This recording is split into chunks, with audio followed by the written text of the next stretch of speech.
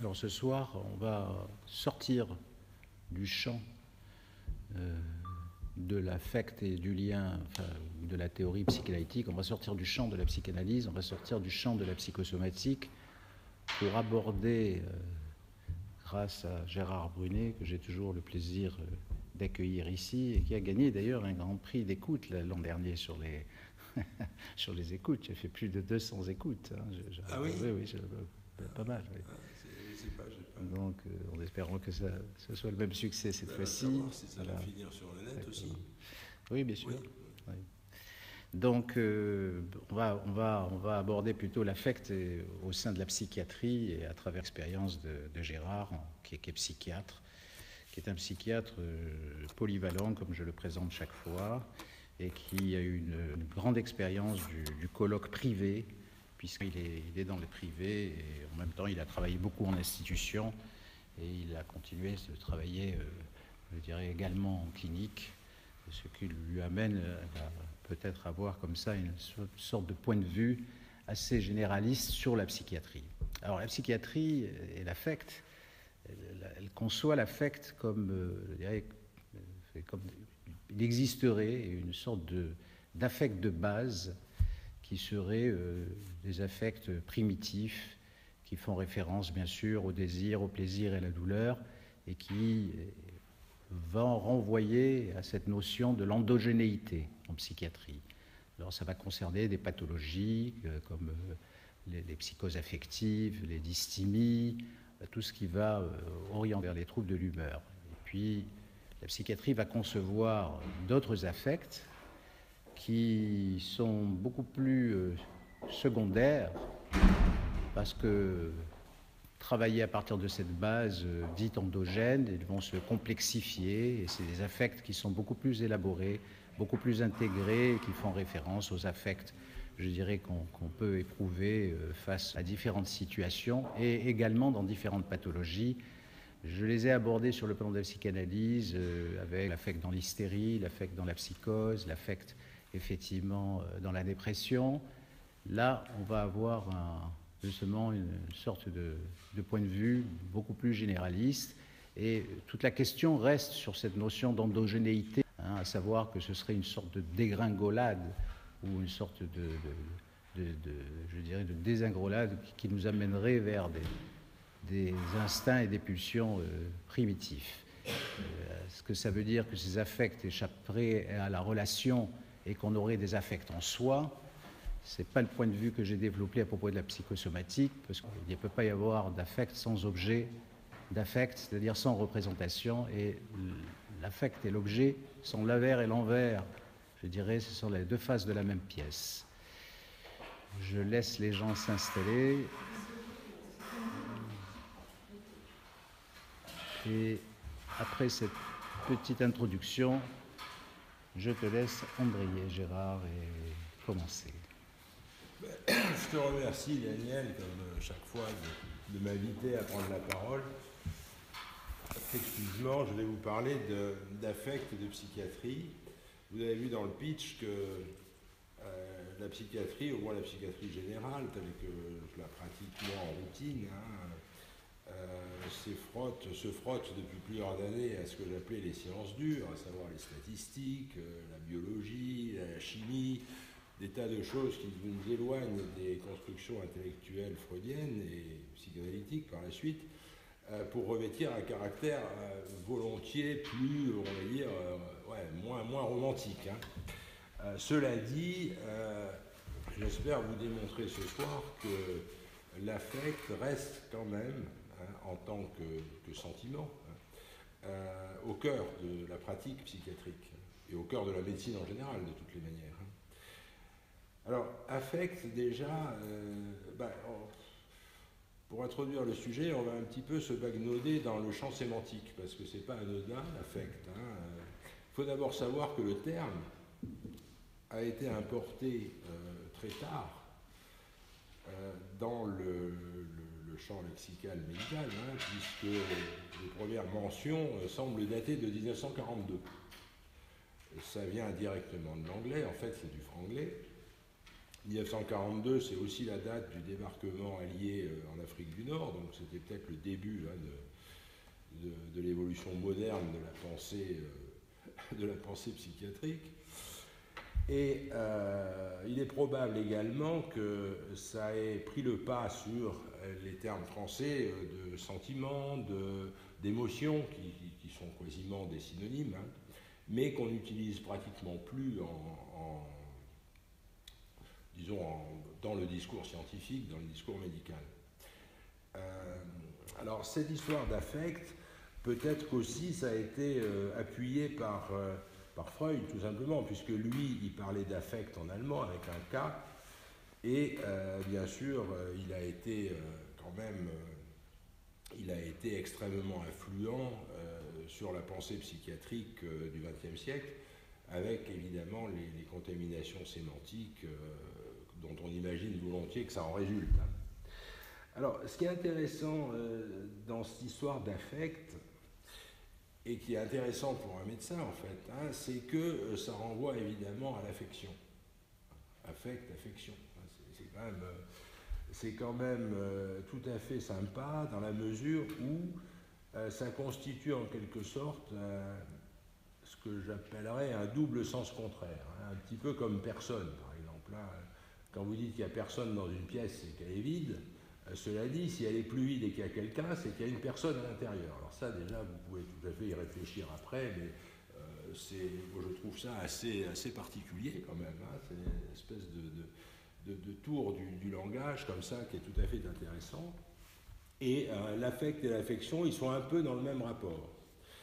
C'est-à-dire qu'en fait, si vous demandez de l'affection, vous pourrez avoir soit de l'amour, soit une maladie, et dans certains cas, si vous avez de la chance ou de la malchance, vous aurez les deux, sous la forme d'une MST. Ça, c'est la magie du verbe hein, qui donne ce résultat, sinon surprenant, mais au moins, je veux dire, qui colle, en tout cas, quelque chose de l'ordre du réel, hein, pour les gens à qui ça pourrait parler. Donc, on peut aussi bien considérer que ce qui lie, hein, puisqu'on est dans une clinique du lien, si je ne m'abuse ici, non, bon, hein, ce qui lie le médecin au patient, ben, c'est de l'affection. Voilà. Hein. C'est même la raison d'être de ce couple médecin-malade, l'affection. Ce qui m'amène à éclairer de façon définitive le problème de fond de la psychosomatique, hein, parce que c'est ça le problème de fond de la psychosomatique, c'est au-delà des symptômes, du truc et du machin, qu'est-ce qui fait que Monsieur Dupont, il tombe malade. On a écrit des pages là-dessus. Hein. Toi, tu t'es brainstormé, Islami Ali, le machin, le Moipo, dont je ne saurais jamais au fond s'il faut l'écrire Moipo, P-E-A-U ou Moipo, P-O-T, ça dépend. Hein. Chez l'obsessionnel, on peut se poser la question. Oui, bon. Alors, tous ces trucs-là, c'est des milliers de pages hein, concernant la médecine psychosomatique. En fait, on peut les résumer dans une phrase très simple, à savoir que la maladie comble du malade le manque d'affection. Voilà, c'est simple, c'est pas plus compliqué que ça. Alors, c'est précisément pour ceci que les sciences dures ne viendront jamais à bout de la maladie. Parce que quand on parle d'affection, comme maladie bien sûr, hein, ben ça implique cet affect. Et cet affect qui compose aux trois quarts le terme hein, de maladie en quelque sorte, il ne se laissera jamais mettre en équation. Ça, vous pouvez vous casser comme vous voulez, il n'y a pas moyen, on pourra faire toutes les sciences qu'on voudra, ça ne se laissera jamais enfermer. Alors, on va avancer un petit peu là-dedans, en retournant à des choses plus concrètes, hein, parce que bon, on peut rester toutefois, on ne peut rester toutefois dans le contexte un peu joueur hein, de ce champ sémantique ou symbolique. Il y a aussi le champ de la réalité qui vient fonctionner comme un garde-fou dans cette affaire-là. Hein, ben sinon, on pourrait délirer toute la nuit sur ces histoires d'affect, d'affection, d'affectation, est-ce que je sais hein. Non, on a la réalité qui vient fonctionner comme garde-fou. On ne sait pas d'ailleurs dans ce terme hein, si le garde-fou, ben, c'est un garde-fou, c'est-à-dire ça empêche la folie, hein, ou bien ça garde la folie, au sens du garde-manger, ça aussi c'est une ambiguïté. Et ce garde-fou en question, il nous amène, si vous voulez, à faire un constat très simple, à savoir que cet affect, il s'enracine dans une réalité. hein, c'est dans la réalité de la neurophysiologie, qui nous dit ceci. Il nous dit, elle nous dit, la neurophysiologie, que le système nerveux central est étagé en 3 parties. Nous avons le cortex, c'est la partie supérieure, le sous-cortex qui comprend, je simplifie, hein, le diencéphale et le mésencéphale, c'est-à-dire tout ce qui est cervelet, amygdale, tout comment dire, les noyaux gris, enfin tous ces trucs-là, pour ceux qui connaissent un petit peu la neuroanatomie. Et enfin, le tronc, la moelle, vraiment la partie inférieure, on va dire, du système nerveux central. Nous avons ces 3 parties qui sont, hein, on peut se représenter une fusée à 3 étages en quelque sorte, hein, et ces 3 parties sont en dialogue permanent sous une forme qu'on peut schématiser de la façon suivante, à savoir que ces 3 parties se stimulent les unes les autres de façon ascendante, c'est-à-dire que la moelle stimule le sous-cortex qui stimule le cortex, et sont stimulées de façon négative, de façon descendante. C'est-à-dire qu'à l'inverse, le cortex inhibe le sous-cortex, qui inhibe la moelle épinière. Alors, vous voyez bien le schéma, hein, vous avez 3 étages, ça excite du bas vers le haut et ça calme du haut vers le bas. Alors,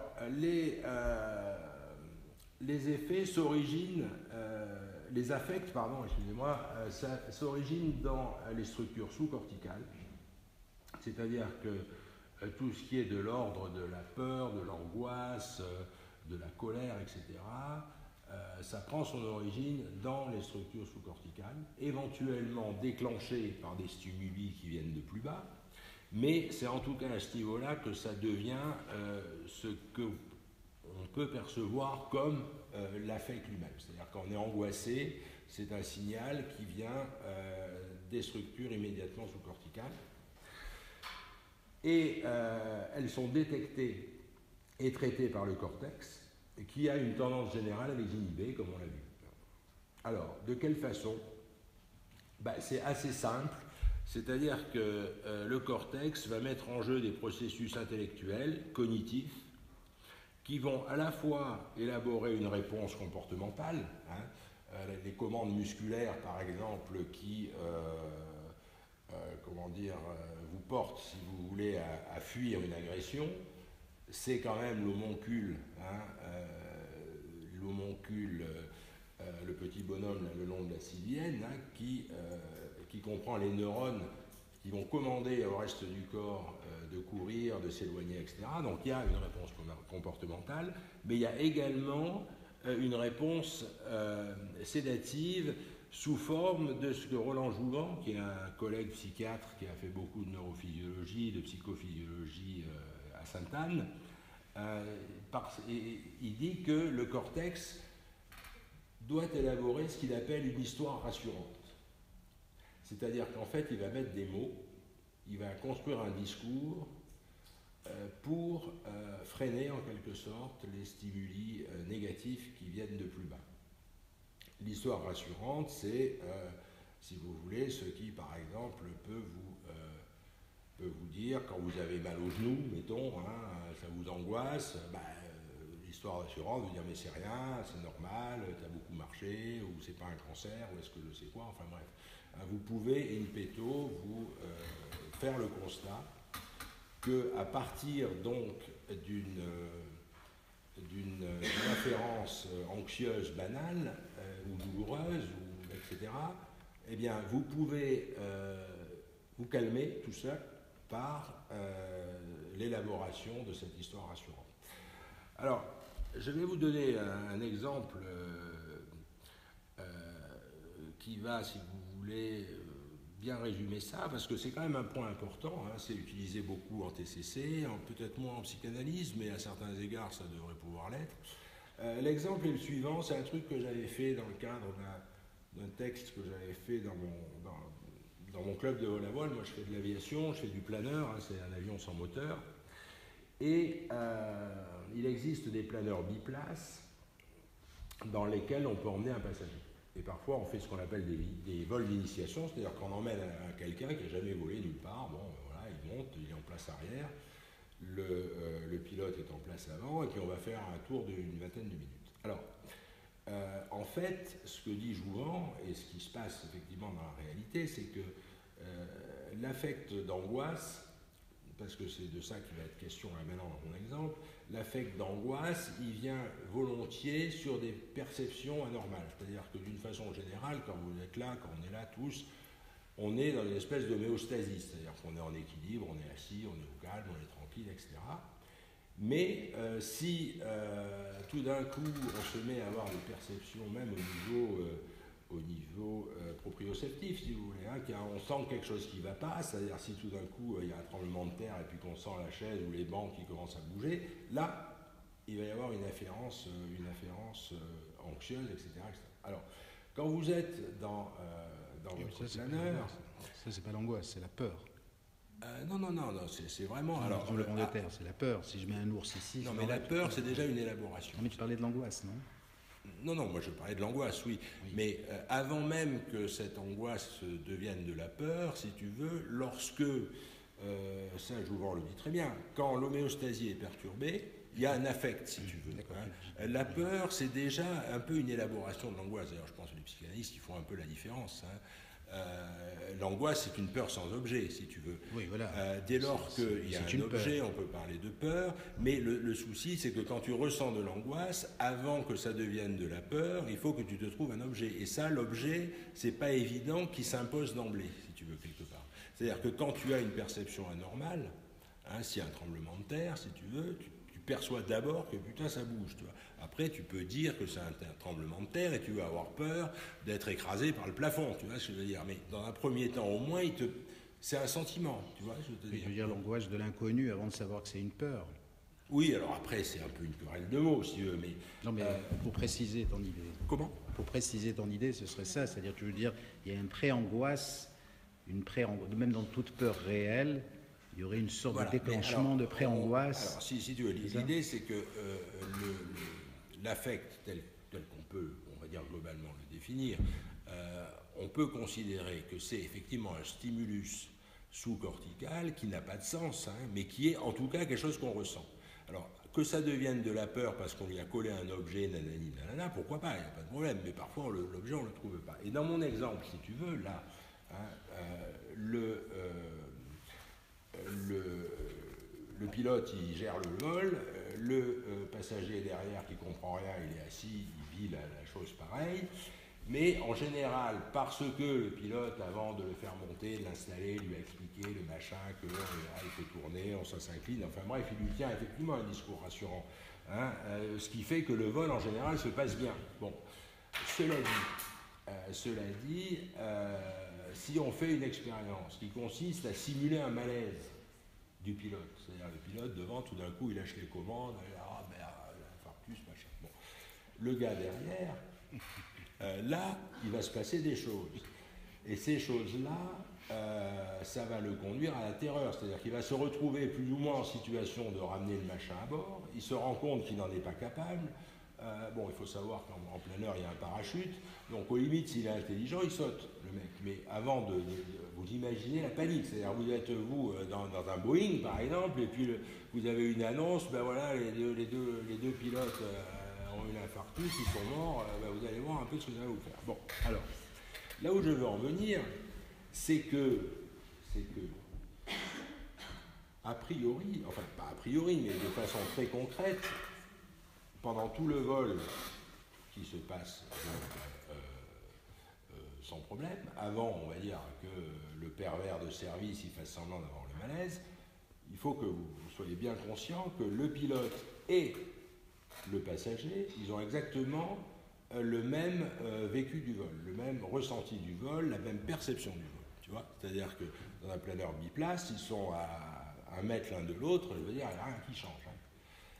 Qu'est-ce qui fait que le pilote n'est pas angoissé, que tout se passe bien? Mais c'est très simple, c'est parce que le pilote a appris à piloter, donc il a si vous voulez, des espèces de schémas comportementaux qui lui permettent d'assurer le vol en sécurité. Et parce qu'il est nourri d'un discours théorique qui en général est un discours de physique, qui lui démontre que tant qu'il reste dans ce qu'on appelle l'enveloppe de vol de l'aéronef, il est aussi en sécurité qu'on l'est ici, nous, sur notre fauteuil. Donc il y a tout un discours, à la fois tout un discours et tout un schéma comportemental, un conditionnement pavlovien, qui font que l'angoisse qui, potentiellement, n'est pas impossible, ne survient pas et que, en général, le candidat au vol d'initiation est ravi et que le pilote, tout va très bien. Alors vous voyez bien que ce qui fait la différence entre la situation de panique ou la situation sereine, c'est uniquement la possibilité dans le cortex, en tout cas du pilote qui va le transmettre au passager, la possibilité qu'a le cortex du pilote de calmer les efférences anxieuses en démontrant la sécurité de ce qui se passe. Et ça, c'est hyper important parce que c'est vraiment le schéma, si vous voulez, je vous ai donné cet exemple, mais c'est le schéma qui prévaut ou qui est actif de façon plus ou moins consciente dans toute chose qu'on peut entreprendre dans sa vie. C'est-à-dire ça peut être effectivement un vol en planeur, un tour en moto, en bagnole, une relation interhumaine. C'est-à-dire qu'il faut bien comprendre que potentiellement, toute situation dans laquelle un être humain normal est confronté peut mal tourner. Et si effectivement on assume le risque, c'est parce qu'on est entraîné, parce qu'on est intelligent, et parce que chaque fois, quand on est confronté à quelque chose qui pourrait être inquiétant, on se rassure, et en grande partie par l'élaboration de cette fameuse histoire rassurante qui introduit quand même, c'est important, le registre du symbolique, sans lequel on est sinon mort, mais presque. Alors, les animaux, par exemple, ça c'est spécifiquement humain, parce que c'est l'humain qui parle. Les animaux, eux, ils n'ont que la possibilité, ils ne peuvent pas se raconter des histoires rassurantes puisqu'ils ne parlent pas. Par contre, ils ont une espèce de bibliothèque de situations, c'est le conditionnement, et à chaque fois qu'ils sont dans une situation bizarre, ils se remémorent, si possible, une situation semblable, et ils mettent en place les patterns comportementaux qui leur permettent de se sauver, de réagir, etc. etc.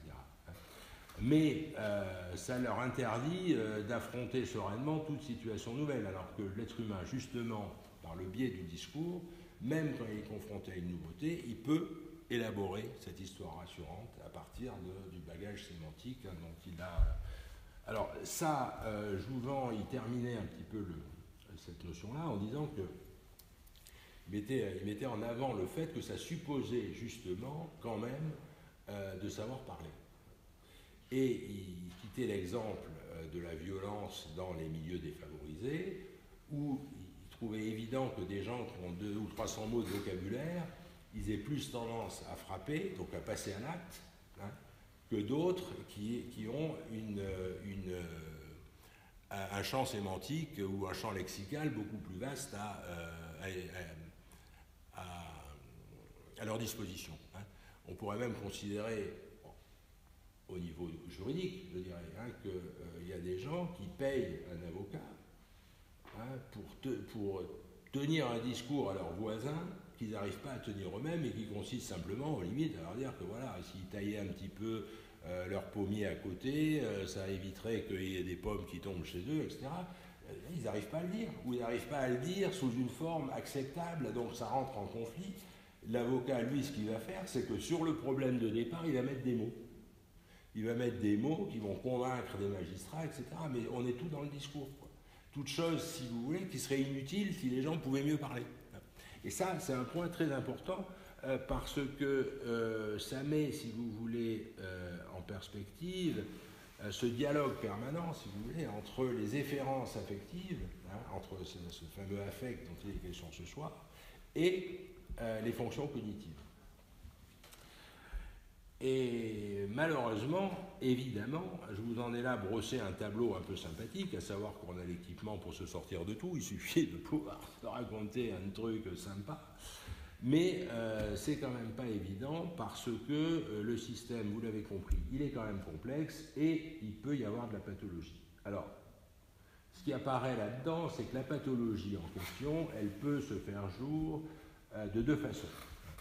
Soit l'affect est trop puissant pour le cortex, c'est-à-dire que quelle que soit l'histoire rassurante, ça ne rassurera pas assez parce que le machin, ça décharge grave. Soit à l'inverse, l'affect, on va dire, il est raisonnablement puissant, mais c'est le cortex qui est défaillant à gérer les affects. Alors ça, on l'a juste effleuré à travers cette sombre histoire de gens en difficulté lexicale et qui passent à l'acte parce qu'ils n'arrivent pas à se calmer autrement. Mais ça nous permet d'introduire, si vous voulez, la suite, à savoir la relation entre l'affect ou la place de l'affect dans la nosographie psychiatrique. Donc, vous avez bien compris qu'il y a quand même deux grandes catégories, un affect irrépressible par nature et un cortex défaillant. Ça, c'est c'est pas toujours l'un ou l'autre, ça peut être un peu mélangé, mais enfin, au plan, on va dire, didactique, c'est pas mal de garder à l'esprit, si vous voulez, ces deux occurrences, ces deux cas de figure. Alors, en nosographie psychiatrique, l'affect peut être altéré, bien évidemment, au niveau de ce qu'on appelle, que la nosographie appelle les troubles de l'humeur. Les troubles de l'humeur, ça recouvre les troubles bipolaires, qui s'appelaient avant la psychose maniaco-dépressive. Alors, les troubles bipolaires, c'est les bipolar disorders des Américains. Vous constatez que le terme, il est un peu édulcoré par rapport à la nosographie européenne de psychose maniaco-dépressive, qui était infiniment plus précise, puisqu'elle introduisait le terme de psychose, c'est-à-dire double intérêt du terme de PMD plutôt que de celui de trouble bipolaire, c'est que ça induit la possibilité d'avoir une perte de contact avec la réalité, des éléments délirants, etc.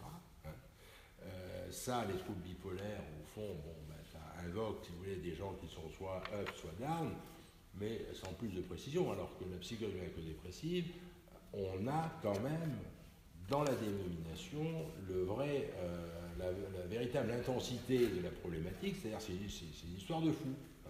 C'est-à-dire qu'un mélancolique, il est psychotique, c'est-à-dire que vous êtes obligé quelque part de le traiter de façon, on va dire, sérieuse. Vous n'allez pas vous en sortir autrement que par des médicaments, que par des contentions, etc.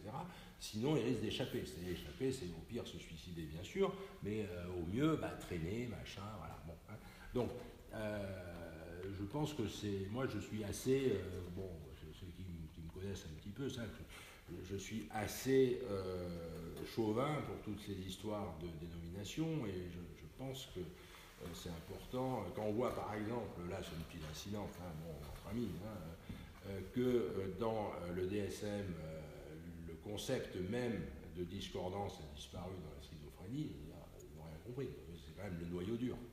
Eux, ils disent que pour être schizophrène, il faut avoir des hallucinations. Non, maintenant tu peux le lire, le truc, c'est hallucinant, au sens propre.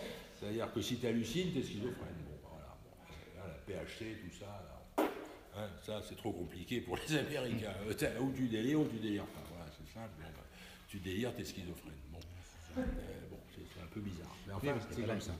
Parce qu'il n'y a pas la pensée. Incident. Donc, si vous voulez, là, dans le cas de la psychose maniaco-dépressive, on a le cas de figure type où l'affect est trop puissant pour être géré par le cortex. Alors ça, c'est intéressant parce que si vous avez la patience de parler un peu avec vos malades, entre deux échelles, entre deux saisies informatiques, ils vous diront souvent, parce que quand ils sont venus vous voir, ils sont déjà au fond du trou, nanani, nanana, et vous leur dites, mais putain, mais pourquoi vous n'êtes pas venu avant? Regardez maintenant. Ah ouais, mais docteur, j'ai pensé que je pouvais m'en sortir tout seul. C'est-à-dire qu'en fait, ils ont mis en œuvre le système de réassurance corticale, c'est-à-dire ils ont senti qu'ils commençaient à partir en couille, mais ils se sont dit, ouais, bon, attends, on va prendre le contrôle, on fait ceci, on fait cela, et puis laisse tomber. Et finalement, ils arrivent indument trop tard. Alors ça démontre en quelque sorte qu'il y a à l'œuvre là-dedans quand même, et c'est pour ça que je vous parlais de la réalité, on pourrait parler du réel tout aussi bien, au-delà, si vous voulez, des mots, ou des mots MAUX ou les mots T, comme vous voulez, il y a quand même quelque chose de l'ordre du réel qui s'inscrit dans la neurobiologie et qui, à un moment donné, merde au sens où un ordinateur bug. C'est-à-dire que vous allez, à ce moment-là, observer ce que les Américains, pour une fois, on peut les citer, parce que vous savez, vous avez l'impression que je les aime pas beaucoup, mais ils n'ont pas quand même fait que des âneries. Ils parlent de kindling, c'est-à-dire d'embrasement, c'est-à-dire qu'ils prennent, si vous voulez, pour expliquer ou pour conceptualiser les troubles de l'humeur, ils prennent le modèle de l'épilepsie. C'est-à-dire que tout d'un coup, il y a des neurones qui se mettent à merder, il y a un embrasement, et qui fait qu'au lieu d'avoir une crise grand mal, vous avez une crise mélancolique, si vous préférez. Et ça, c'est quelque chose qui est parfaitement démontrable scientifiquement, objectivement. On est jusqu'à, je ne sais pas si vous avez connaissance de ça, ou si vous l'avez observé, ou si vous avez la notion de ça, mais on en est maintenant dans des cas sévères de troubles bipolaires, notamment de mélancolie, à utiliser des électrodes qu'on met dans certaines zones cérébrales avec un simulateur genre pacemaker cardiaque, mais c'est un pacemaker cérebral. On fait ça à Nice, si ça vous intéresse. Si vous vous trouvez parfois un peu tristouné, vous pouvez toujours aller demander. Et moi, j'ai vu des scopes. C'est, comment il s'appelle là, c'est Denis Fontaine qui fait ça en neurochir. Il balance du courant dans certaines zones. Alors, tu vois, le mélancolique, ça se fait sous local, cette affaire. Donc, il mettent les électrodes, le mec, il est là, le truc. Le gars, il est mélancolique, le mélancolique normal. Je ne sais pas s'il a l'oméga mélancolique ou pas, mais enfin, peu importe, on voit qu'il est triste. Le mec, il envoie la pastèque, et le gars, il se met à rigoler, quoi, putain. Comme un robot, vous voyez, je veux dire. Bon, alors, on peut se poser le problème au plan éthique, mais il n'empêche que, du point de vue du mélancolique, de certains mélancoliques qu'on a pu connaître, du psychiatre, ils ne sont pas tous psychiatres ici, il y en a, ça leur change quand même la vie. Ça peut même leur sauver la vie, tu vois. Donc malgré l'aspect un peu Frankenstein de la méthode, ça montre bien que quand même, au-delà des mots, il y a une réalité psychobiologique. Et c'est celle-ci qui est en jeu dans ce qu'on appelle les troubles de l'humeur. C'est pour ça que j'ai un peu égratigné Freud, j'ai un peu égratigné en pointant que à un moment, il a écrit, je crois, un bouquin ou un article qui s'appelle « Deuil et mélancolie ». Moi, je pense qu'il aurait dû écrire « Deuil ou mélancolie », parce que c'est l'un ou l'autre. Quand on est dans la mélancolie, on n'est pas dans la perte. On est dans le court-circuit, dans ce que vous voulez, mais on n'est pas dans la perte d'objet. Dans le deuil, on est dans la perte d'objet. On est dans la perte de soi. On est dans la perte de soi. Ouais, mais enfin, le soi, ou ce qu'il en reste, une fois qu'on s'est jeté du pont de la Manda... Non, mais je veux dire, un mélancolique, il est dans la perte de soi. Il n'est plus rien.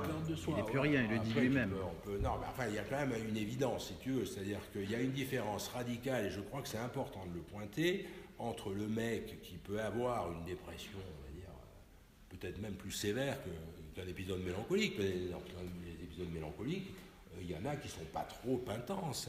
Bon, il y a des gens, on leur enlève leur objet. Putain, ils sont effondrés, mais d'une force. C'est pas le problème, jusqu'à se perdre eux-mêmes et jusqu'à se flinguer pareil. C'est pas la question. La question, c'est que le ressort, il est très différent, tu vois. Oui. Moi, j'ai vu des trucs que tu as peut-être observé aussi, à savoir des gens, ils se font l'accès mélancolique de ouf, les sismothérapies, les machins et tout, et puis on les guérit, ils vont bien, ils sont sous lithium, nanana, exceptionnel, ils perdent leur femme, ils perdent leur mère, ils perdent je sais quoi, les mecs nickel, quoi. Tu vois ce que je veux te dire, c'est quand même quelque chose. Oui, parce que donc, je crois qu'il y a un, et c'est pour ça qu'on parle d'affect et psychiatrie, la psychiatrie enseigne, entre autres choses, qu'on peut bugger. C'est-à-dire que... Je ne sais pas ce que c'est. Voilà, et comme ça on n'en parle plus. Et ça peut bugger cette affaire-là. Et ça peut bugger, on va dire, en dehors d'un contexte existentiel particulier ou d'un contexte névrotique particulier, pour employer des termes que les Américains ont supprimés de la nosographie. Désolé, écrivez à Trump si ça ne vous convient pas, mais c'est comme ça. Alors, ceci, enfin, je conclurai sur ce chapitre, sur ces troubles affectifs endogènes. Je conclurai en vous pointant quand même que les médicaments thymorégulateurs qui sont utilisés pour prévenir les rechutes, alors que dans les troubles bipolaires, dans la PMD, il y a les traitements curatifs et les traitements préventifs. Donc les traitements préventifs, les trois quarts, y compris le lithium d'ailleurs à certains égards, ont un effet globalement stabilisateur de membrane sur les neurones, et ce sont des produits souvent qui sont également anticomiciaux. Le dernier thymorégulateur qui est vraiment efficace, qui a été vraiment, on va dire, sinon découvert, mais au moins promu comme thymorégulateur, c'est à savoir la lamotrigine, c'était depuis des années connu comme anticomicial. Et ça s'avère un excellent thymorégulateur. Donc, vous voyez bien qu'on est là dans on va dire, dans l'électricité du cerveau. Je veux dire, on n'est pas dans le sens ou dans est-ce que le savoir. Alors, ça c'est pour la PMD, c'est un exemple. Ensuite, nous avons les troubles anxieux. Les troubles anxieux, là l'affect, c'est plus de la tristesse ou de la gaieté, comme dans les troubles de l'humeur, c'est l'angoisse qu'on évoquait. Alors, ces troubles anxieux, ils peuvent être endogènes aussi. Ils peuvent être endogènes. Vous avez des gens qui, en dehors de toute, on va dire, névrose évidente ou problème existentiel évident, développent des attaques de panique. Alors, les attaques de panique, je ne sais pas quelle conscience vous avez de l'existence de ça, mais enfin, je peux vous dire que, putain, quand ça intervient sur un mode violent, c'est à la fois hyper violent et à la fois, on va dire, hors contexte, quelque part. Moi, j'ai souvenance d'un patient, le mec, il était directeur de la caisse d'épargne à Nice, HEC et tout, le mec, une trentaine d'années.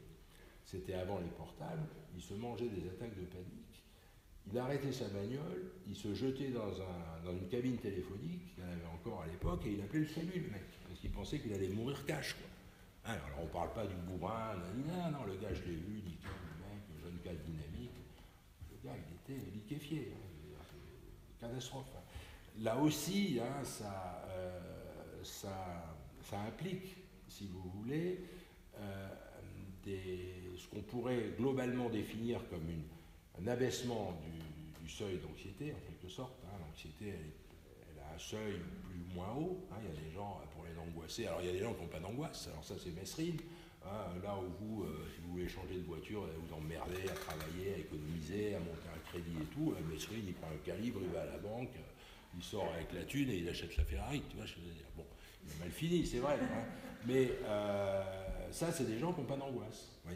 Mesrine, il n'a jamais été angoissé. Je ne sais pas s'il y a des gens un peu, ils sont jeunes, mais enfin bon, toi, tu as peut-être vu des interviews de Mesrine, à un moment, il avait fait venir...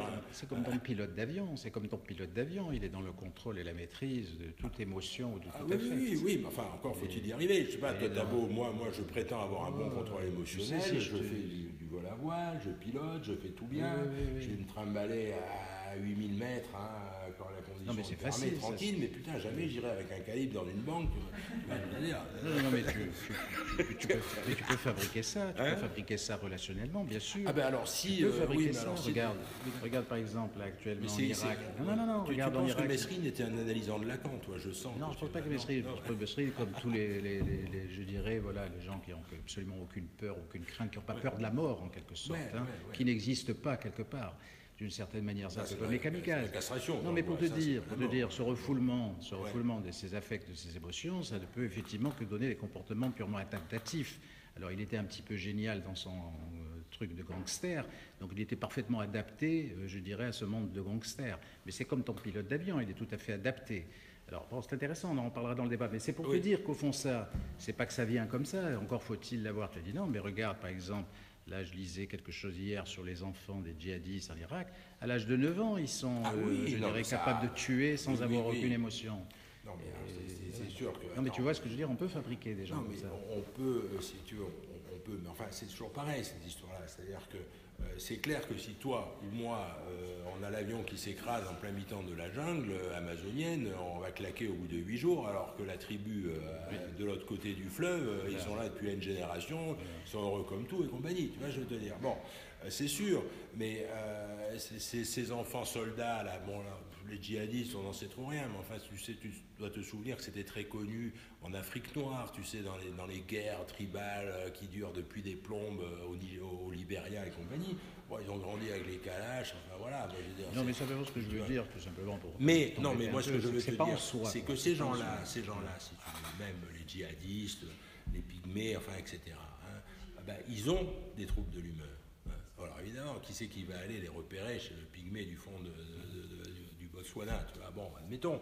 Mais enfin, ils ne sont pas indemnes. Il y a eu quand même, l'ethnopsychiatrie, ça existe, moi, ça ne m'a jamais trop branché, mais enfin, on a bien démontré que la psychose, ça existait partout. Hein, et il n'y a pas de raison que ces gens-là, ils n'aient pas de troubles bipolaires. Alors, ils ne vont pas l'appeler comme ça. Comme le cœur ou le poumon, hein, ça existe pas. Et alors, cette histoire de troubles anxieux, si tu veux, hein, puisqu'on en est là, certains dont sont endogènes, pas tous. Hein, et c'est là que, effectivement, Freud rentre en scène, la névrose rentre en scène. On peut construire, si vous voulez, toute une théorisation sur la perte, effectivement, sur la castration, enfin, sur la psychanalyse, on ne va pas la refaire là, hein, c'est sûr, mais là, on n'est pas dans l'endogène, on y reviendra brièvement, mais on peut être dans l'endogène. Et de toute façon, en termes d'affect, on est dans l'endogène. Alors, pour cette histoire d'angoisse, je vais vous faire un peu un rappel, parce que il y a un petit paradoxe dans cette affaire-là, à savoir que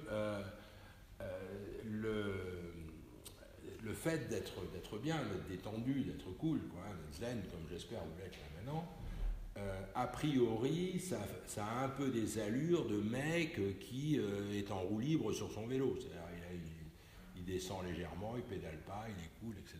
Bon, mais c'est archi faux. En fait, ça bouffe de l'énergie.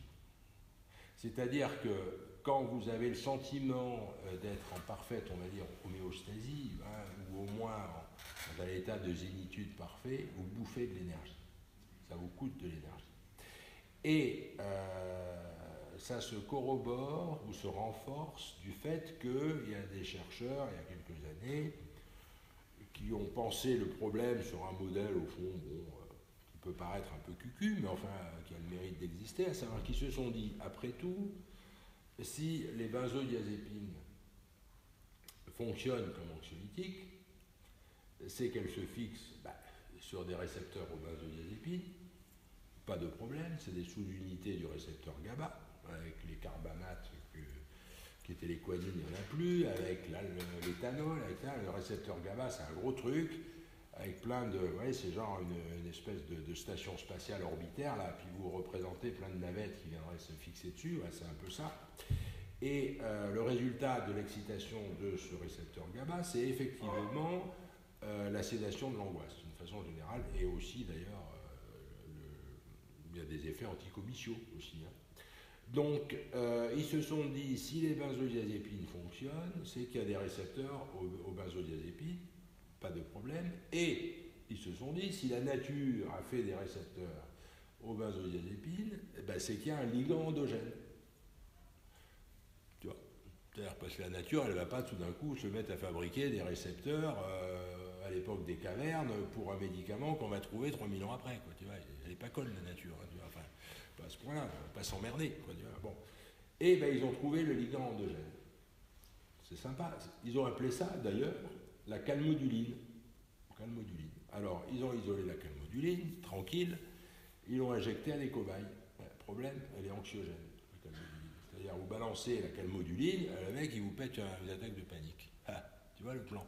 C'est-à-dire que le ligand endogène des récepteurs aux benzodiazépines, c'est un anxiogène. Et alors, ça veut dire quoi, ça, hein? Ça veut dire que spontanément, on est anxieux.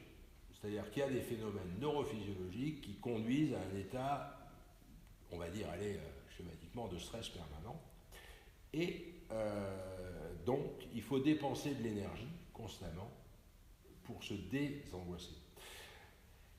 Et c'est exactement pour ça que vous constatez que les gens qui ont un seuil d'anxiété bas, c'est-à-dire qui, par exemple, des paniqueurs, hein, c'est un bon exemple, mais ça peut être des tocs, ça peut être des phobiques, ça peut être des trucs comme ça, ils vont immanquablement, vous pouvez le vérifier, hein, immanquablement voir croître leurs troubles anxieux quand ils sont fatigués. Parce qu'ils bouffent toute leur énergie, alors c'est genre, ouais putain, l'attaque de panique, parce que je suis surmené, etc. Parce que, et ça Freud l'a bien démontré dans son modèle économique, hein, l'économie, tu vois, je veux dire, hein, l'énergie mentale, elle a une certaine quantité, on peut l'affecter à différents endroits, mais si on l'affecte trop d'un côté, il en manque de l'autre, hein, tu vois, je peux te dire, hein, et ça, c'est genre vase communicant, c'est un truc qui est complètement évident, démontré, etc. Ceci pour vous dire donc que cette histoire d'anxiété, elle s'enracine dans la biologie, elle s'enracine sur un mode qui est relativement inattendu et un peu contre-intuitif aussi. Hein. Et donc là, nous avons vu à travers les troubles anxieux et les troubles de l'humeur, les cas où la pathologie, elle vient de stimuli trop puissants pour ce que peut encaisser le cortex, en quelque sorte. Hein.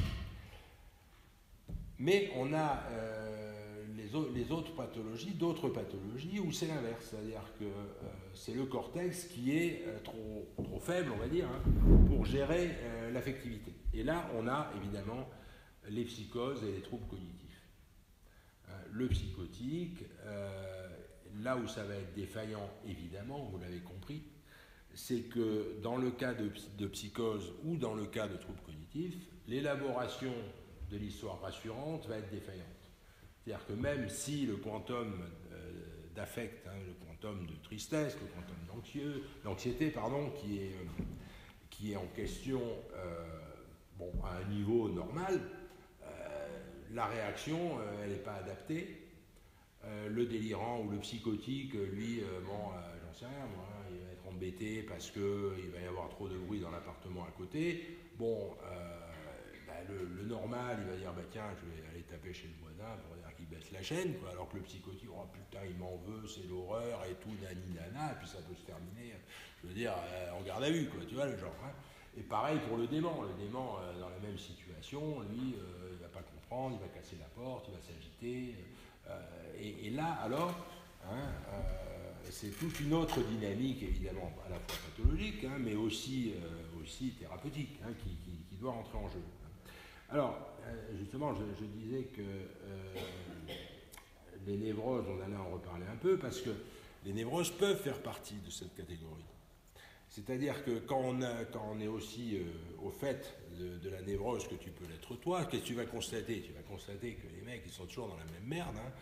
Freud, il le disait, la névrose, ça se répète, c'est-à-dire qu'ils se mettent dans des situations le plus souvent relationnelles ingérables, et au moment où ils croient s'en être sortis, putain, ils replongent dans le même cas de figure, avec un autre mec, une autre nana, un autre employeur, est-ce que je sais, tu vois, je veux dire, la névrose, ça se répète.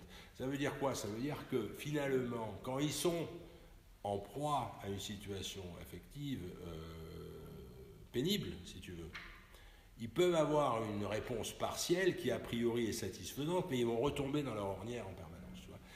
Et ça, il est bien évident que là, on n'est plus du tout dans l'endogène, ça c'est clair. Hein.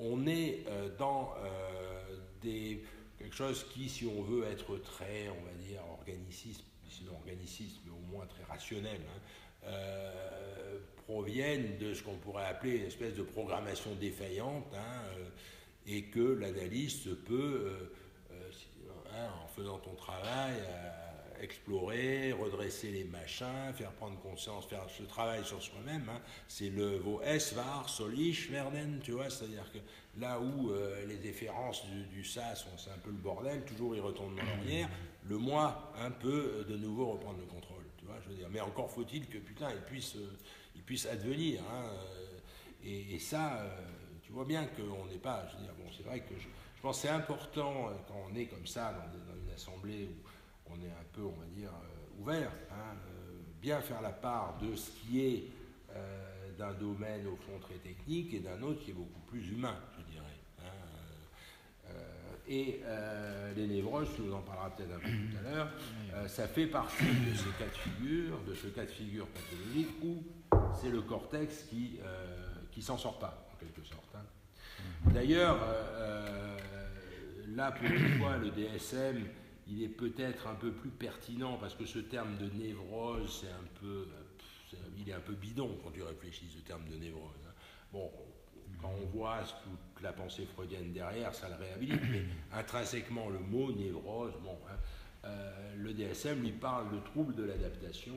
Et je pense que ça, tu vois, contrairement au trouble bipolaire, je trouve que ça colle plus à la réalité. Parce que le névrosé, c'est le mec qui a un trouble de l'adaptation, quand même, hein. On le met dans une situation affective, on va dire, particulière, que ce soit avec son employeur, avec sa femme, ou avec ce que je sais qui, ou ses enfants, et putain, il s'adapte pas, quoi. Il a des réponses inadéquates et il rentre dans une dynamique merdique, quoi. Et on a là, moi, ce que j'avais imaginé de vous donner comme exemple, c'est classiquement les relations sadomaso dans un couple, quoi. On voit, putain, il n'y a plus rien qui tient debout là-dedans, hein. Il y a des gens bizarres. Moi je sais que ça, c'est le truc que tu dois entendre souvent, que ceux qui pratiquent ici doivent entendre souvent. C'est-à-dire, que ça ne va pas du tout avec mon mari, je suis parti de la maison. Bon, je divorce, etc. Il y a bon, qu'est-ce que vous comprenez, il est violent. Bon, il est violent, c'est-à-dire, il me tape dessus, enfin, mais depuis quand? Oh, ben, ça fait 20 ans, docteur, et tout. Putain. Tout d'un coup, il y a une espèce de. Putain, tout d'un coup, il est violent. Alors, moi, je vais vous faire marrer, parce qu'on veut se marrer, mais sinon on ne se marre pas, ça devient sinistre. Moi, j'ai trouvé un équivalent. Alors, la nana, elle me dit, elle quitte son mari, parce que son mari, il avait la mauvaise habitude, hein, de lui demander de se mettre des grains de raisin là où vous l'imaginez, et de venir les bouffer. Vous comprenez, docteur, c'est pas possible. Enfin, non, mais je te jure, hein, c'est pas une connerie. Putain, après, sans aigu de la clinique, hein, elle dit, ouais, mais putain, mais qu'est-ce qu'il lui prend? Il dit, ah bah vous savez, ça fait 15 ans, hein, il a toujours été comme ça. Et puis tout d'un coup, elle en a marre, elle se casse. Non, mais attends, c'est quelque chose quand même. C'est quelque chose. Parce que la nana, ou bien bon, elle trouve ça sympa et puis elle se casse pas, ou alors elle se casse, mais putain, elle se casse pas au bout de 20 ans, quoi. Là, il y a un problème, tu vois. Oui, clair. C'est ça. Hein, non, mais c'est ça. Tu voulais. Alors, donc en fait, si vous voulez, une fois qu'on a fait un peu ça, hein, si vous voulez, les efférences trop fortes, le cortex trop faible, la ninana, on peut considérer donc que la psychiatrie, hein, on parle d'affect et de psychiatrie, hein, couvre le champ du dialogue permanent entre la vie affective et la vie cognitive. Hein, c'est un peu, on peut voir ça comme ça. Alors, cela dit, là on a vu l'affect dans les maladies, maintenant on va voir l'affect dans la thérapeutique. Parce que bon, il faut bien aussi, hein, comme je vous l'avais mis dans le pitch, l'affect on le trouve partout en psychiatrie. Hein. Et alors en thérapeutique, il faut déjà considérer que l'affect, il est au premier plan. C'est-à-dire que c'est souvent, le plus souvent, hein, l'affect qui déclenche la demande de soins. C'est-à-dire le mec, il ne va pas venir chez vous, clean, le mec, détendu et tout. Alors docteur, je viens vous voir parce que je délire. Non, ça ne vient pas comme ça. Il va venir parce qu'il n'en peut plus, parce qu'il est déprimé, parce que ceci, cela. Ou alors, c'est l'entourage qui va venir dans des conditions similaires. Vous comprenez, c'est plus possible, il raconte que des conneries, il est dément, ou il est ceci, etc. Donc, il faut quand même un certain niveau, on va dire, de désarroi, de mal-être, appelle ça comme tu veux, de peur éventuellement, ou d'angoisse, j'en sais rien, pour faire une démarche de soins qui consiste à aller voir un psychiatre. Hein. Donc déjà, d'emblée, le mec n'a encore rien dit, on est dans l'affect. Hein. Et l'affect, ensuite, on va le trouver à différents niveaux des soins psychiatriques. Hein. Alors soit, on l'a vu comme cible du traitement, c'est-à-dire que là, ce qui est en question et ce qui est à soigner, c'est une dépression, c'est un affect, c'est une angoisse, c'est de l'affect, etc. Alors là, on est carrément, là c'est la cible. On peut aussi le trouver comme paramètre à prendre en compte dans la relation médecin-malade, ça c'est important.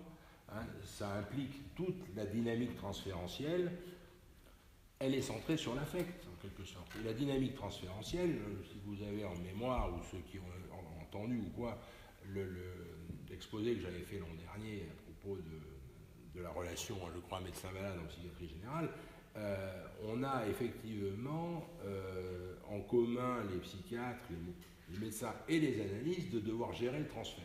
Hein, parce que le transfert, c'est pas réservé aux psychanalystes. Hein. Le transfert, c'est réservé, enfin c'est pas réservé, mais ça s'étend à tous les gens qui sont dans une relation thérapeutique. C'est-à-dire que si vous n'avez pas une relation affective entre le patient et le médecin, vous pouvez toujours vous brosser, vous n'obtiendrez rien. Et ça, on est dans l'affect. Hein. C'est-à-dire que là, on retrouve un peu ce qu'on évoquait au début, à savoir qu'on est dans l'affect, voire dans l'affection, hein, qui est en jeu dans cette relation. Vous voyez ? Donc là, affect de nous. Ensuite, on retrouve aussi l'affect comme paramètre entrant en jeu à un niveau individuel du patient et du médecin. C'est-à-dire on n'est plus dans l'affect, dans le rapport dialectique, mais on est dans l'affect des deux intervenants individuellement. Du médecin, bien sûr, parce qu'il peut réagir à une problématique particulière du patient qui perturbe sa neutralité. Moi, je me souviens, par exemple, moi j'ai un bon contrôle émotionnel. Enfin bon, mon premier poste de psychiatre, si vous voulez, j'étais à l'époque faisant fonction d'interne à Sarreguemines, dans un service de sûreté où il n'y avait que des malades mentaux dangereux. C'était un truc carcéral avec des vides blindées et tout, un truc, des murs comme ça. Bon. C'était bien parce qu'en débute, si on ne met pas assez de traitement, on ne risque pas grand-chose. Bon, et alors, je me vois arriver deux Noirs qui viennent de Paris, où ils étaient en tôle. Et ils étaient en tôle parce qu'ils avaient une amie française, dont l'un des deux, dont le père était marabout, s'était mis en tête qu'elle les avait envoûtés. On avait affaire à un délire à deux, hein, induit par l'un des deux, Noirs. Donc les deux Noirs, ils se pointent chez la copine, il la massacre à coups de tabouret, histoire de faire cesser ce truc-là, vous voyez, je veux dire. Bon, moi j'entends ça, il m'explique, hein, le mec, un des blacks, là, bon, il m'explique, il parlait français et tout, quoi, il venait pas de la jungle, hein, les mecs, hein, bon. Et donc ils viennent chez elle, il la massacre à coups de tabouret, elle avait un gamin, un bébé, un genre de gosse, là, tout gosse, quoi. Donc ils l'ont tué, et puis ils l'ont foutu dans le four, et ils lui ont bouffé le cœur, pour exorciser complètement le machin. Alors toi t'es là, t'entends ça, t'as 20 ans, putain, ça fait 15 jours que t'es dans le truc. Bon, moi honnêtement, j'ai fait le job, quoi, de toute façon. Bon. Mais c'est pas forcément sans impact, hein, sur l'état d'esprit du thérapeute, cette histoire. Bon, il faut l'encaisser quand même. Hein. C'est un exemple, bon, c'est un exemple un peu spectaculaire, hein, mais je crois que si on se confronte à la médecine, bon, ça peut être, j'en sais rien, moi, le dermatologue, il voit un truc immonde, est-ce que je sais, moi, il y a des trucs un peu dégueulasses dans ce métier quand même. Hein. Bah, il faut gérer ça, et ça va vous impacter votre affect, et il faudra faire avec, parce que de toute façon, on va conclure tout à l'heure là-dessus, on ne peut pas se permettre... moi, si j'avais commencé à dire au black, putain, c'est dégueulasse et tout, qu'est-ce que tu me racontes, connard, je veux dire, je vois pas ce qu'on aurait pu faire de bien, moi, dans ce bout de l'Est, tu vois ce que je veux dire. Pourtant, j'avais envie, tu vois, genre, retourne dans ta jungle, casse les couilles, bon, non, c'est pas possible. Bon, voilà, il faut, c'est pas... Hein. Donc, du point de vue du médecin, on peut avoir des situations un peu rock'n'roll qu'il faut gérer, mais aussi du point de vue du patient. Alors le patient, lui, par contre, contrairement au médecin, lui, il n'est pas obligé. C'est-à-dire que si tout d'un coup, il vit mal la relation médecin-malade, c'est possible. Hein, je veux dire, moi, j'ai des patients qui me racontent que, tel ou tel médecin... moi, par exemple, tiens, un exemple qui va vous parler. Une nana, alors là, j'ai un peu perdu la patiente, moi, parce que j'ai un peu merdé, la vérité. C'est peut-être pour ça que ça me reste. La fille, elle venait pour les troubles anxieux, etc. Et puis, elle n'était pas bien, et alors elle m'expliquait que son gynécologue lui avait fait, il avait fait un toucher, il est payé pour ça le mec, hein. Sauf qu'elle décrivait quand même un truc là qui n'était pas clair, quoi. Puis moi j'ai dû lui faire un truc, je dis ouais, vous savez, dans ce métier, peut-être il a pu déraper, c'est pas si grave, il vous a pas tué, putain, je l'ai plus jamais revu, quoi. Alors la nana, déjà, elle avait effectivement, on va dire, réagi à l'attitude du gynéco. Bon, moi, un peu dans l'idée de ne pas charger trop le collègue, on va dire de dédramatiser, je ne suis pas sûr d'avoir une intervention particulièrement bienvenue. En tout cas, putain, elle a perdu le gynéco et le psychiatre dans la même semaine. Mais c'est pour dire, ouais, je veux dire, hein, des fois, c'est le patient, là, son affect et puis j'ai vu, hein, attends, moi, quand j'ai sorti ça à Anna, j'ai vu hein, qu'elle n'appréciait pas. Tu vois, je veux dire, hein, mais après, c'est trop tard. Hein, quand tu l'as balancé, t'es mort. Hein. Eh ouais, on n'est pas parfait. Hein.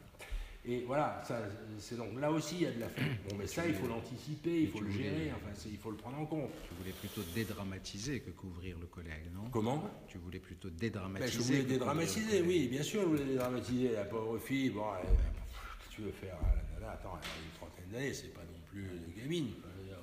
Je veux pas te faire mettre un doigt, tu vas pas chez le gynéco d'abord. Hein, bon. Enfin, bon. Non, mais c'est vrai, quoi. Il y a des cas où, les mecs. Mais bon, là, en l'occurrence, j'ai vraiment merdé, le gynéco a merdé, on a tous merdé. Cette fille a été.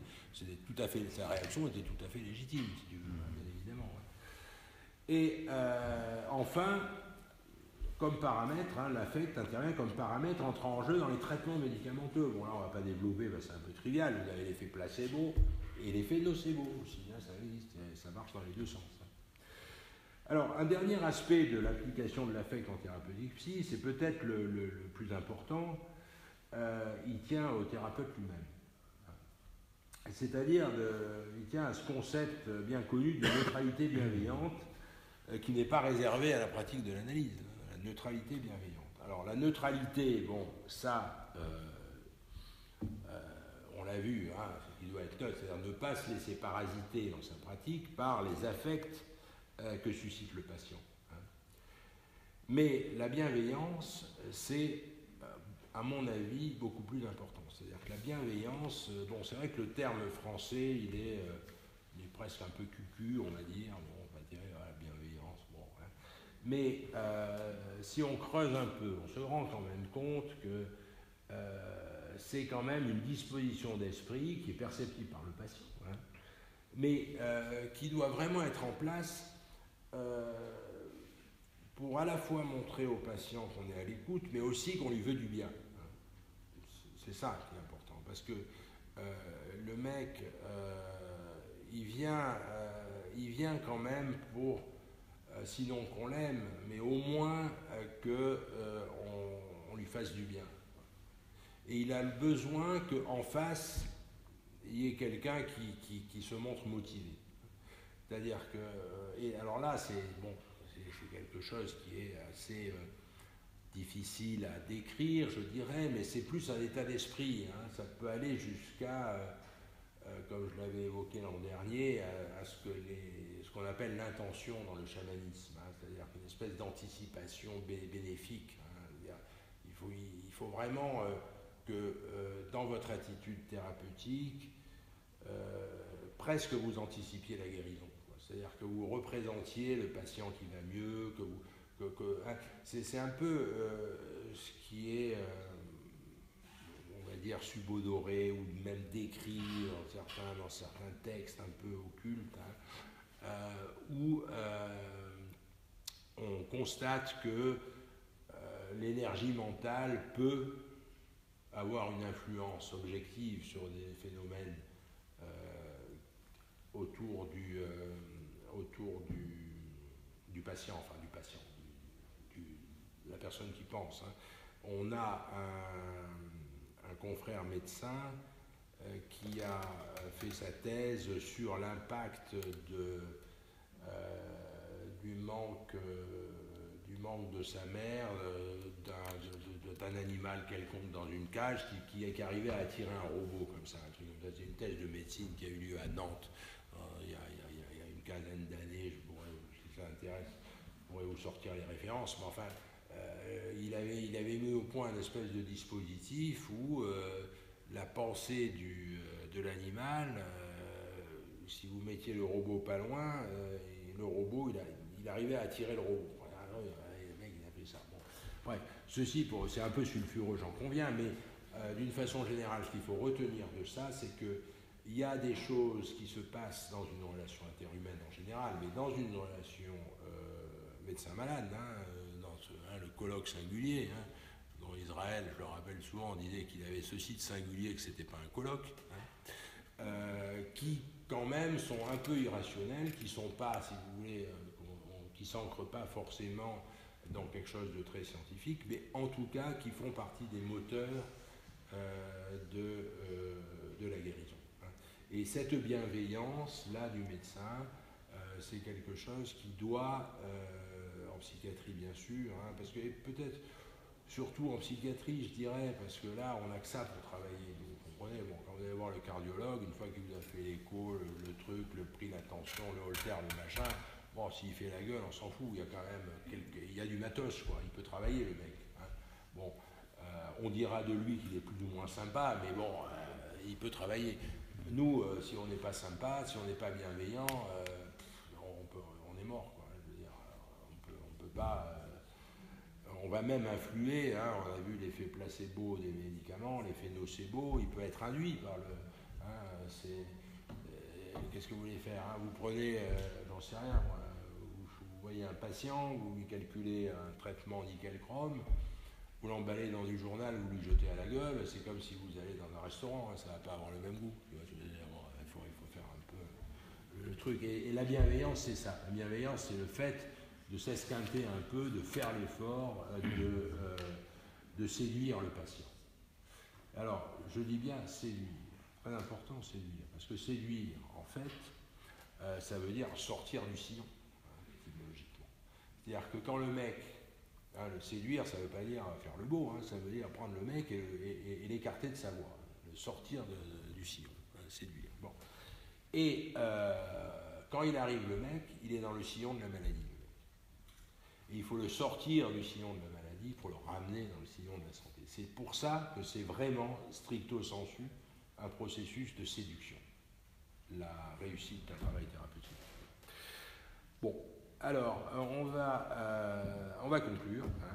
On va conclure, et pour conclure, je vous dirais que j'espère vous avoir montré que la psychiatrie générale, loin d'être donc un froid catalogue de maladies et de recettes thérapeutiques, comme pourraient le laisser craindre les tendances modernes, hein, à protocoliser, à catégoriser, à faire un peu ce qu'on appelait à l'époque chez Israël de l'entomologie, hein, dans les mecs quand ça a disséqué les symptômes et les machins. Malgré donc ces tendances modernes, on ne peut au contraire atteindre un but thérapeutique en psychiatrie qu'en intégrant à tout niveau la dimension affective, à la fois de la pathologie, des intervenants et de leur relation à ces deux intervenants que sont le médecin et une malade. Voilà. Merci.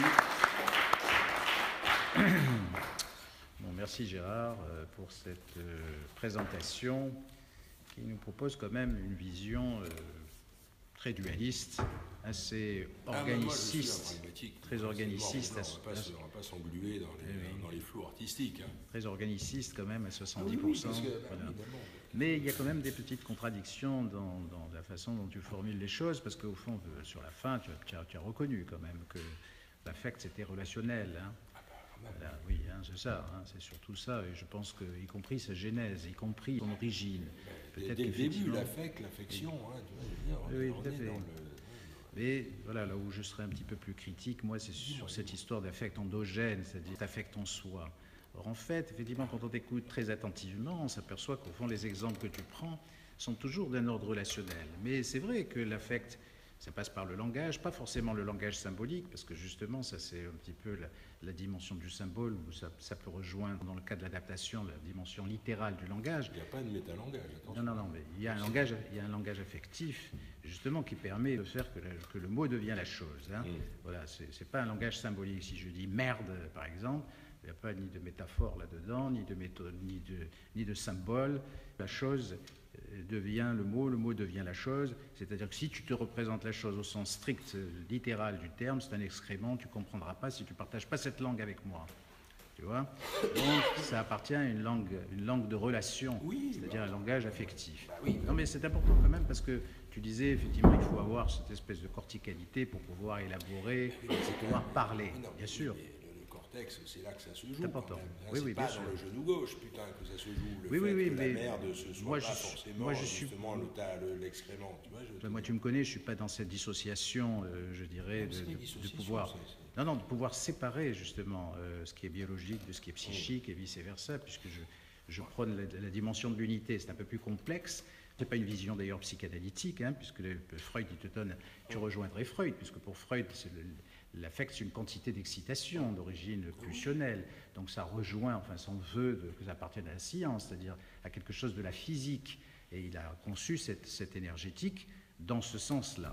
Donc, mais peut-être que l'affect, ce n'est pas une quantité d'énergétique, parce que ce n'est pas une quantité d'énergie, ce n'est pas une pulsion, ce n'est pas quelque chose qui est issu comme ça de l'énergie, c'est peut-être quelque chose, comme tu disais, qu'on peut lire entre les mots, c'est-à-dire à la fois qui appartient au langage, qui appartient à une langue bien précise, une langue affective, mais qui appartient aussi au corps, et qui appartient également, je dirais, à des capacités, je dirais, de projection dans les relations.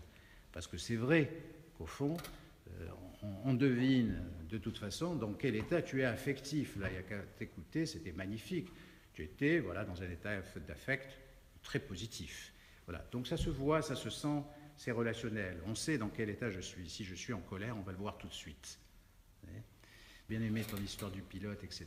Mais c'est vrai qu'il y a, je dirais, dans tes propos aussi quelque chose où la question de l'anxiété ou de l'angoisse peut se confondre avec cette notion de stress, qui appartient vraiment à la physiologie, là. On est d'accord, et qui n'est pas du tout quelque chose qui a une origine, je dirais, psychique. Seyd, quand il a proposé ça, c'était une sorte de globalité, de réponse globale, et non pas spécifique, je dirais, à une situation de danger. Mais c'était ça son idée, hein. Il y a le danger, l'alarme, on s'adapte, et puis si effectivement on s'adapte pendant un certain temps, et puis si ça nécessite de s'adapter encore, on peut s'épuiser et tomber malade. Oui, par exemple, voilà. Bien sûr.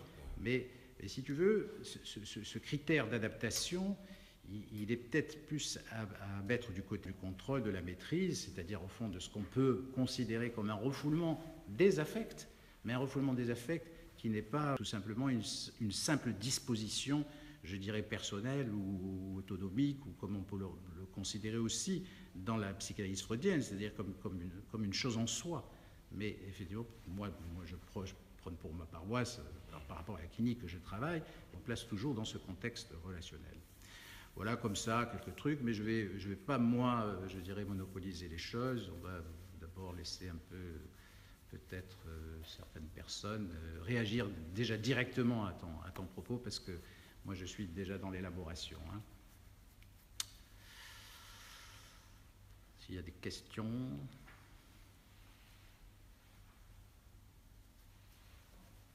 Moi, ce que je voudrais te répondre, oui, c'est que, si tu veux, il y a un truc que je trouve très bien dans la psychanalyse, c'est cette notion d'affect et de représentation, tu vois. Et je trouve qu'il y a là tout ce qui est de l'ordre de cette élaboration qui part d'une efférence, effectivement, je veux dire, psychobiologique ou appelle-la comme tu veux, et puis ça devient éventuellement de la peur, hein, comme on l'évoquait tout à l'heure, et puis ça devient une histoire, tu vois, la représentation. Parce que la représentation, toi par exemple, si tu veux, je vais être cruel avec toi, je sais que tu t'intéresses beaucoup aux rêves, si tu veux. Oui. Et tu dis que tu interprètes les rêves, etc. Pour moi, l'affect est de l'ordre du rêve. Hein. Ouais, mais sauf que, je veux dire, tu crois que tu interprètes des rêves, mais en fait, tu n'interprètes qu'un discours qui décrit des rêves. Et si tu prends la peine de te remémorer la distance qu'il y a entre ce qui se passe précisément dans la tête du rêveur au moment où il rêve et ce que ça devient quand il te le raconte, toutes les étapes de refoulement de trucs et de machin, tu t'aperçois qu'au fond, bah putain, tu vois, je veux dire, non, parce que, ils appellent ça un rêve, mais justement, personne, tu vois, je veux te dire. Et alors, cette histoire d'affect et de représentation, c'est un peu comme ça que ça fonctionne, c'est-à-dire, on part d'un truc qui est quand même très, j'ose le répéter, hein, même si tu m'engueules, finalement très biologique, c'est-à-dire un machin, tu vois, et on arrive à quelque chose qui est complètement élaboré, etc. Et c'est ça, c'est la magie du verbe, comme dit l'autre, hein. Et c'est la magie de l'être humain qui peut justement jouer un peu avec ça, tu vois. Mais ça, je trouve que c'est un truc important. Oui, mais je te réponds. Non, précisément, il ne faut pas voir le rêve comme un déchiffrage, comme l'a fait Freud. C'est-à-dire, non, je veux dire, le rêve n'est pas que quelque chose qu'on interprète ou qui renvoie à l'interprétation symbolique, comme on veut bien concevoir à partir de la psychanalyse. Le rêve, c'est beaucoup plus que ça, et c'est pas tant l'idée que tu dis du rêve, c'est plutôt l'idée de la projection.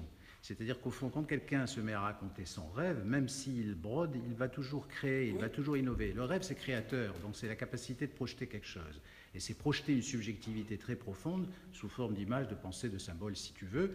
Mais le fait que la personne va, je dirais, associer ses idées autour du rêve, j'appelle pas ça non plus une pensée manifeste et pensée latente, je parle d'une capacité projective qui va toujours se référer à un imaginaire proprement, je dirais, propre à la personne, et qui va servir d'une part à transformer, je dirais, les perceptions, alors positives ou négatives. Par exemple, tout à l'heure, tu parles de cette fameuse perception qui se transforme, mais se transforme sous quel effet?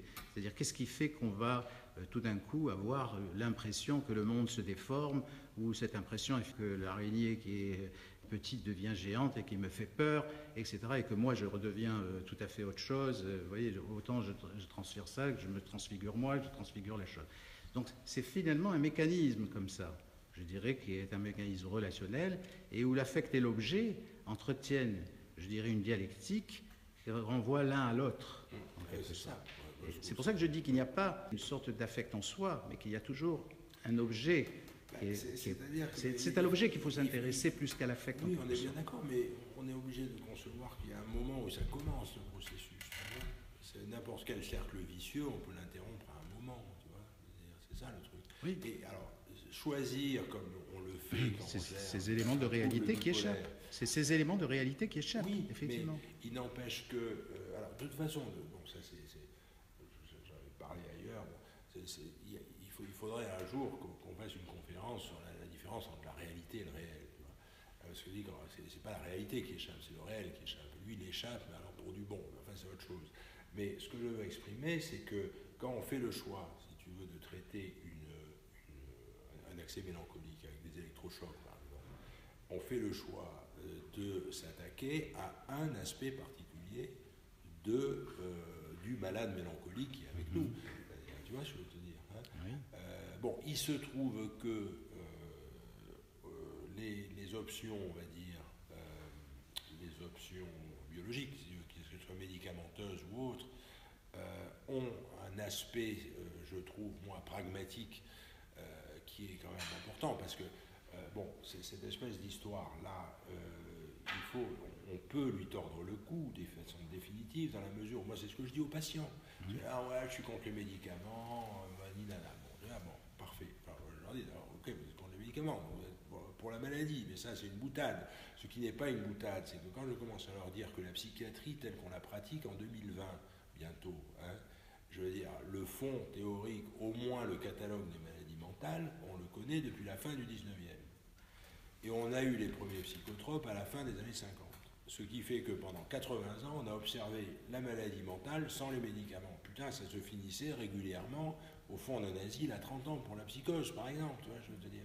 Donc, on peut dire ce qu'on veut des traitements modernes, des traitements, on va dire, scientifiques, mais il n'empêche qu'avant de les avoir, on avait déjà la psychanalyse, on avait déjà des tas de gens très intelligents, Lacan, Freud et tout y quanti, putain, ils faisaient de l'eau. Dans certains cas, tu vois ce que je veux te dire. Hein. Oui, mais il y a donc, à un moment, il faut, tu vois, je veux dire, il faut être un peu, je dirais, raisonnable. C'est-à-dire que moi, je suis tout à fait d'accord avec toi. Tout ce qui est de l'ordre. Il peut y avoir des situations désespérées, mais le corps, l'esprit, le machin et tout. Bon, t'as un être humain, et c'est vrai que, bon, même si on peut être tenté pour des raisons très didactiques de faire la part de ce qui est psychique ou de ce qui est somatique, tu vois, psychosomatique, etc., ce n'est qu'artificiel. Hein, moi, j'avais un copain qui est maintenant cardiologue à Marseille, réputé un espèce de génie, il y a des génies, des fois dans la médecine. Hein, il s'interrogeait toujours pour savoir si les lymphocytes avaient une âme.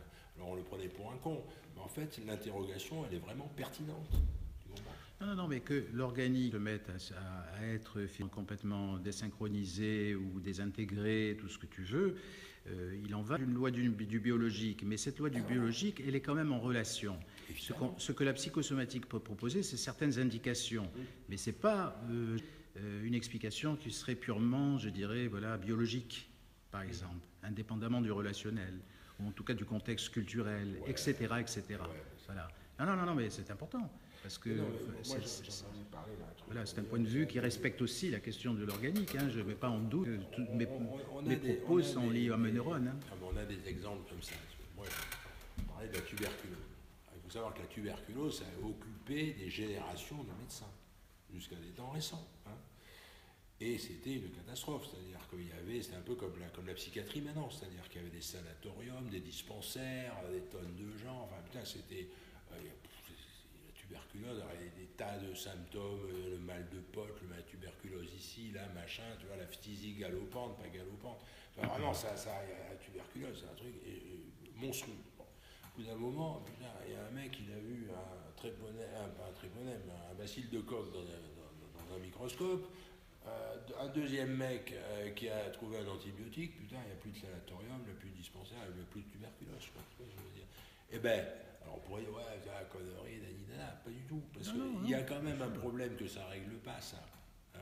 C'est pourquoi M. Dupont, en 1850, un beau jour, il est devenu tuberculeux, alors que son voisin de palier, il n'a jamais rien eu. C'est ça le problème de la psychosomatique, tu comprends? Oui. Et ça a toute sa place. Oui. C'est en amont comme en aval. Parce qu'il ne faut pas croire que parce qu'on a trouvé le tréponème, on a tout compris sur la tuberculose. Absolument. Non.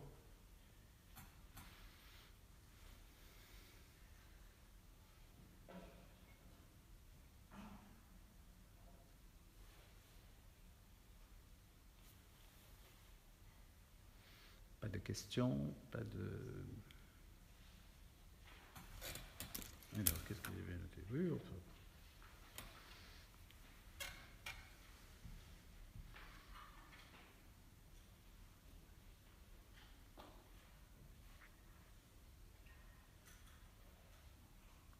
Bon, si personne... On les a séchés. Hein. Oui, si personne ne veut réagir, ou même poser une question par curiosité, on peut s'arrêter là. Alors, puisqu'on en était dans la tuberculose, quid du BCG? Les deux patients qui vont rencontrer le bacille de corps, pourquoi il y en a un qui va avoir une tuberculose et pas l'autre? Quid du BCG? Oui, alors c'est sûr que le vaccin, ça permet effectivement d'aller au-delà de la thérapeutique, hein, pour être dans la prévention. C'est un peu ce qu'on essaye de faire avec moins de succès dans les troubles bipolaires. Mais c'est vrai, cette remarque est tout à fait intéressante parce qu'elle montre qu'on peut faire disparaître des maladies, quand même. Cela dit, on peut se poser la question de savoir, c'est un peu une construction intellectuelle, mais beaucoup de grandes avancées de la science se sont faites sur des constructions intellectuelles, à savoir sur des expériences de pensée. Hein. Einstein, il faisait que ça. Hein. Le gars que le BCG a condamné, entre guillemets, à n'avoir jamais la tuberculose, qu'est-ce qu'il a bien trouvé comme maladie? Parce que tu vois le truc. Hein, il y a un moment où ce qui est en question, c'est pas tant la maladie X ou Y que l'état de malade du porteur, qui est le cancer du poumon, la tuberculose, ou bien, j'en sais rien, la cirrhose, on s'en fout quelque part. Le mec, tout d'un coup, il cesse d'être en bonne santé. On peut se poser ce problème comme ça. De toute façon, après il y a quand même... on a constaté, par exemple, ce sera probablement davantage vrai dans quelques années, peut-être quelques siècles, c'est-à-dire que à l'échelle de la vie d'un arbre, on a trouvé le sida au bon moment quasiment où on a éradiqué la tuberculose. Tu vois, c'est-à-dire que tu crois que tu es arrivé, puis en fait tu n'es jamais arrivé nulle part, parce qu'il y en a toujours une. Hein. Ça, on pourrait se poser la question aussi de savoir, c'est quand même bizarre ces trucs-là. Hein. Tu soignes une pandémie, ou est-ce que je sais quoi, tu vois, et puis tout d'un coup, il t'en vient une autre. C'est le mythe de Sisyphe. Hein. Ceci dit, l'immunité, c'est quand même une dimension éminemment relationnelle. C'est-à-dire que, voilà, on sait, alors là, c'est là où on peut rejoindre, par exemple, l'organique et le relationnel, parce que, évidemment, on sait que dans la dépression, quand il y a une dépression immunitaire aussi. Et ça engage les deux. Donc, évidemment, pour moi, ce qui est intéressant, c'est de s'apercevoir de tout ça, c'est-à-dire c'est toujours ces doubles racines, éminemment biologiques comme éminemment psychiques. Alors là, avec l'immunité, c'est très parlant quand on a affaire aux pathologies auto-immunes ou aux allergies, etc., etc. Mais effectivement, on regarde du côté du rêve, c'est éminemment biologique, éminemment psychique. On ne peut pas vivre sans rêve, c'est pas possible. Il n'y a pas de biologie tenable. Et pareil pour l'affect, c'est une double racine. On ne peut pas avoir peur sans que le cœur bat. Vous voyez ce que je veux dire? Donc c'est toujours, je dirais, une unité dont il s'agit. Et c'est pour ça que le discours de Gérard est très intéressant, parce qu'il nous propose une face, je dirais, qui est très, très, très stimulante, parce que, je dirais, très, très, très médicale, très, très scientifique. Voilà. Oui. Mais c'est très intéressant, en tout cas pour ceux qui s'intéressent ici à la psychosomatique, d'entendre aussi ton discours, aussi toute cette, je dirais, cette dimension relationnelle et cette vision unitaire. Alors c'est vrai, bon, peut-être que on peut conclure comme ça s'il y a d'autres questions. Ou... Oui.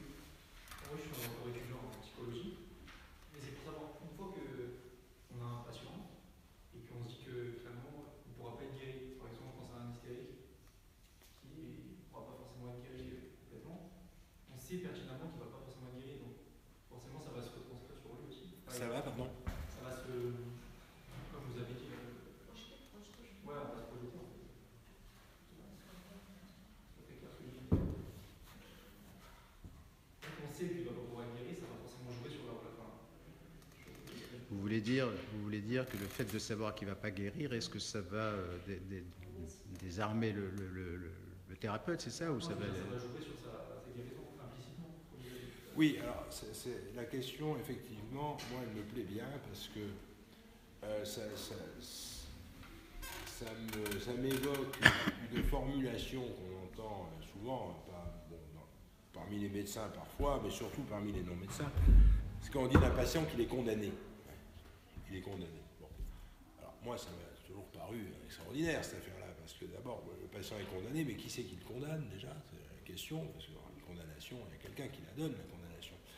Et ensuite, il y a quelque chose là qui est très, on va dire, négatif. Alors, ça me permet de te répondre que, si tu veux, il est évident que si tu abordes un patient en diffusant l'information que tu ne vas pas arriver à le soigner, c'est très mal parti. Cela dit, on peut soigner quelqu'un sans forcément le guérir, tu vois. Il est bien évident que quand tu vois débarquer un schizophrène, tu ne vas pas le guérir au sens où on peut guérir d'une grippe. Mais ça ne veut pas dire que tu ne vas pas pouvoir le soigner. D'autre part, si on dit que la schizophrénie est une maladie, il faut aller un peu au-delà. C'est vrai dans un contexte, dans une référence nosographique, mais ce n'est pas forcément vrai dans une référence humaine. C'est-à-dire que le schizophrène, il ne vient pas te voir parce qu'il est schizophrène, il vient te voir parce qu'il souffre.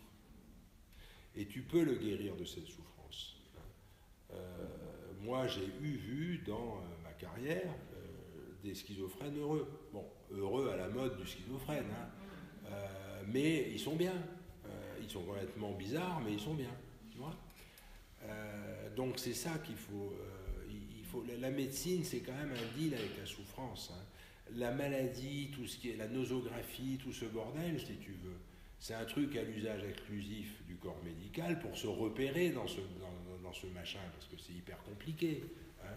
Donc il faut quand même que les gens s'accordent un peu de savoir, pour savoir ce de quoi ils parlent, ce qu'il y a à soigner, etc. Mais quand on est dans le colloque singulier, là on n'est plus avec un malade, on est avec un mec, on est avec un autre soi-même. Oui. Et ce qui est en question, c'est sa souffrance. Alors le schizophrène, il va souffrir comme un schizophrène, c'est-à-dire qu'il va délirer, il va avoir des angoisses spéciales, etc. Mais toi, en tant que thérapeute, quand tu es interpellé, tu peux, sans parler de guérison ou sans parler de suppression de la maladie, tu peux le soigner. Et en fait, la définition de la guérison, c'est la restitutio ad integrum. Bon, maintenant on ne fait plus de latin, on n'en sait rien, mais enfin ça veut dire ramener le mec à l'état initial, tu vois, je veux dire, ad integrum. Bon, ça c'est l'idéal. Bon. Mais c'est pas délirant pour un schizophrène. Le schizo, il est schizo de toute éternité, hein, faut pas croire. Hein. C'est-à-dire que si la schizophrénie, ça démarre à l'adolescence, c'est parce que c'est une maladie de la subjectivité, et que la subjectivité, elle s'exprime en premier lieu quand il va s'agir quelque part de dire je t'aime à une fille ou à un mec. C'est là le sujet. Avant, tu véhicules le discours des parents. C'est pour ça que les schizos, quand ils sont jeunes, souvent, ils ont les prix d'excellence, ils font le bonheur de leur famille, etc. Puis dès qu'ils se retrouvent au pied avec une nana, putain, ils appellent la police, quoi.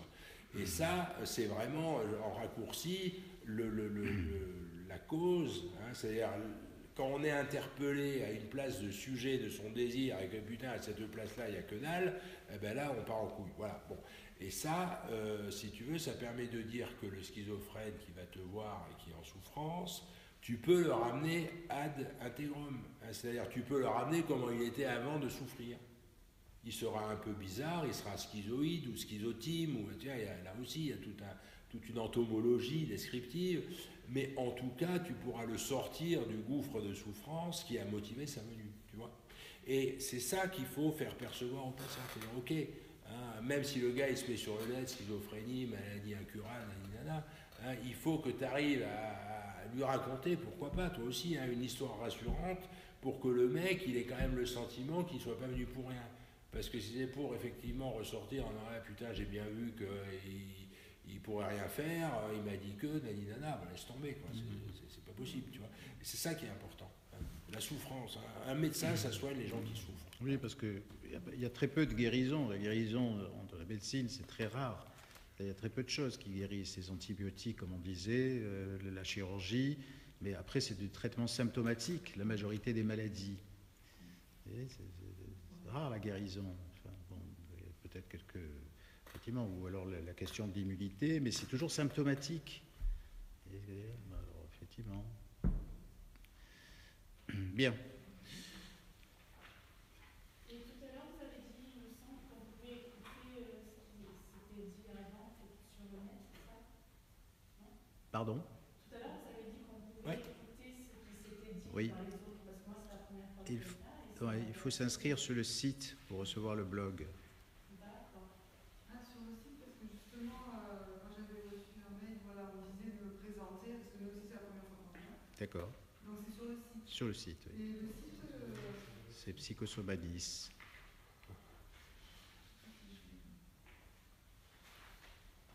C'était sur le mail, en fait. Oui. Sur le mail. Vous l'avez sur le mail, oui. Voilà. Ouais, après, vous mettez les noms des intervenants et puis il vous vient les conférences que vous voulez entendre, quoi. Et vous, votre nom, c'est quoi? Gérard Brunet. Brunet, les Hervé noté. Très bien. La prochaine est en février.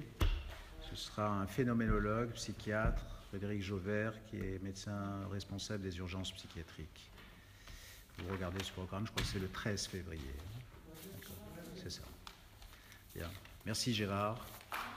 Merci. Merci à vous d'être là et à toi de me convier, bien que le mot soit assez moche. Mais bon.